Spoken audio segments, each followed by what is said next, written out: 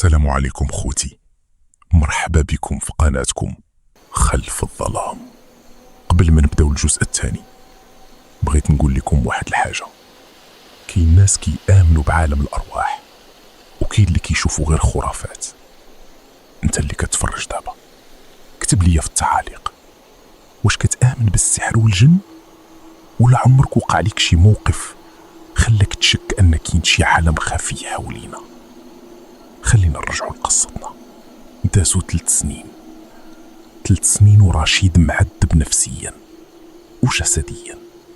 رشيد ولا انسان اخر، الضحكه ماتت، النحاس حرب، وحتى الناس ولاو كيتفاداو يجلسوا معاه، حيت اي واحد كيحاول يأذيه كتوقع ليه شي مصيبه غريبه. واحد صاحبه ضحك عليه وقال عليه حمق. في نفس الليله طاح من الدروج وتكسرت ليه يدو. واحد خدام معاه حلف يغير ليه في الخدمه. بعد يومين شداتو سخانه وبدا كيهضر بوحدو، ورشيد بدا كيشك واش فعلا شي قوه خفيه وراه. كان مرات كيكون غادي في الزنقه ويحس بشي حاجه كتراقبو من السطوح.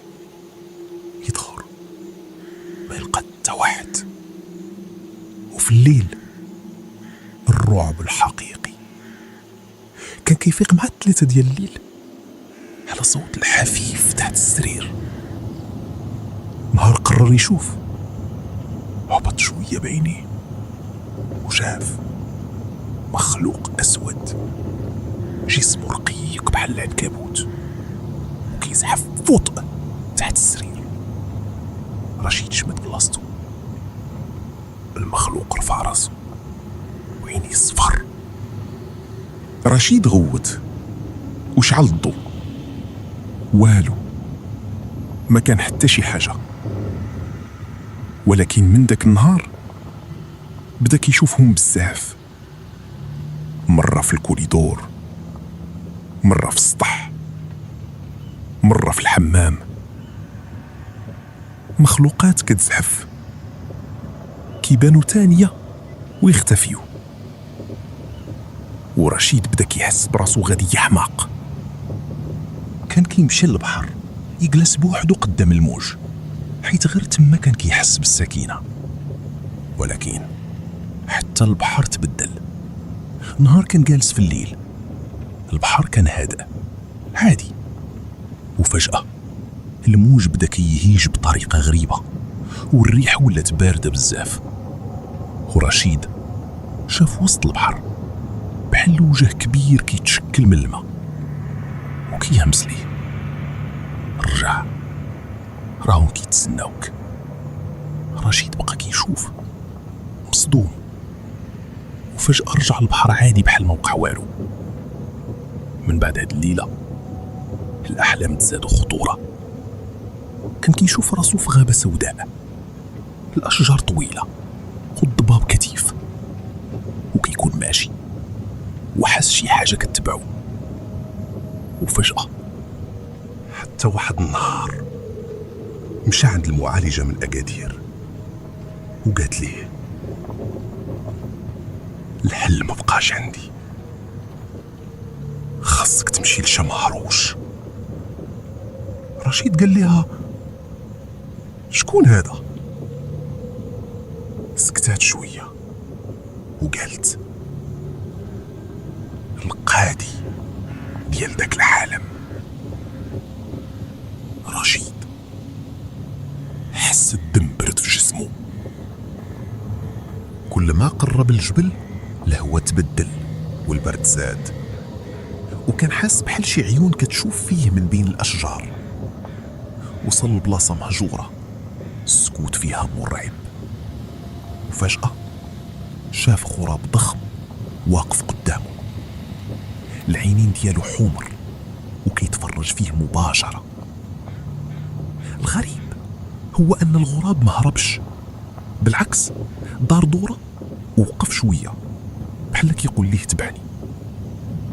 رشيد بقى تابعه حتى دخل الغابة صغيرة. من بعد رجع للدار وكان مرهق.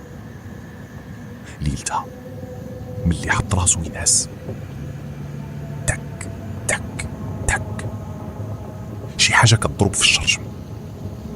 رشيد حل عينيه ولقى نفس الغراب واقف برا وكيضرب منقارو في الزجاج. الغراب بقى كيشوف فيه ومن بعد طار. رشيد خرج كيجري موراه بحال مسحور. دخل الغابة والضباب كان كثيف بزاف، وفجأة حس الأرض طارت بيه وطاح مغشي عليه. ملي حل عينيه لقى راسو في عالم آخر، سماء سوداء والأرض ذهبية، وقدامه محكمة ضخمة كاملة من الذهب الخالص. الأعمدة كبار والنار شاعلة في الجناب، ورشيد بقى غير حال فمه. وفجأة سمع صوت غليظ.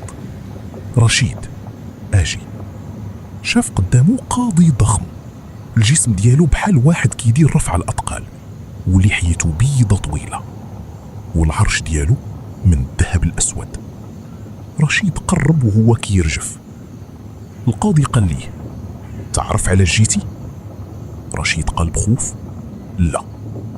القاضي ضرب بعصا ضخمة فوق الأرض، والصوت هز المحكمة كاملة. وفجأة ظهرت صور في الهواء: البنت، السحر، الكوابيس، الألم اللي عاشوا. القاضي قال: وقع عليك ظلم، ولكن حتى انت قربتي تدخل العهد. رشيد قال: شنو هو العهد؟ القاضي قرب بعينيه الحمراء وقال: أي إنسان كيطلب القوة من ذاك العالم كيولي مربوط بين العالمين. رشيد حس بالرعب، وفجأة سمع الزحف من تحت العرش، وشاف عشرات المخلوقات السود كيزحفوا نحوه. القاضي غوت: حبسوا! المخلوقات وقفات مباشرة. القاضي قال: هاد البشر مازال ما دخلش.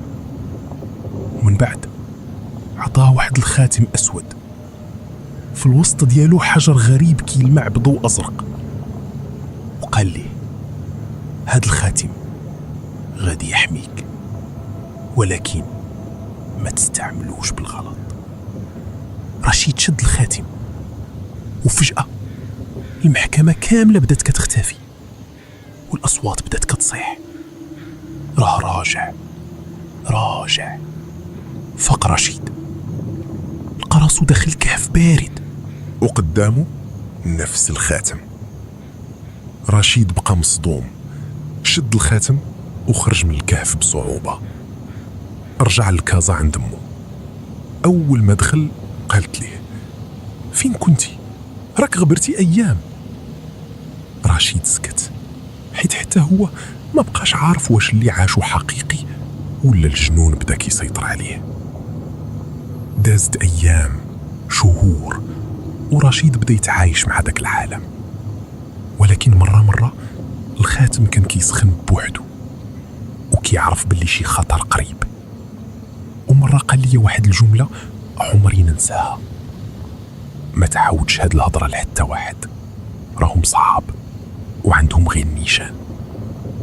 ومن داك النهار رشيد اختفى شوية بشوية من حياة الناس. كاين اللي كيقول هاجر، وكاين اللي كيقول تحمق، ولكن أنا كنظن باللي رشيد مازال عايش بين جوج عوالم: عالم البشر وعالم آخر ممنوع على أي إنسان يدخله. إلا عجبتكم القصة ما تنساش دير لايك وتشترك في القناة وتفعل الجرس، وخلي لي في التعليق واش كنتي غادي تلبس داك الخاتم لو كنتي في بلاصة رشيد.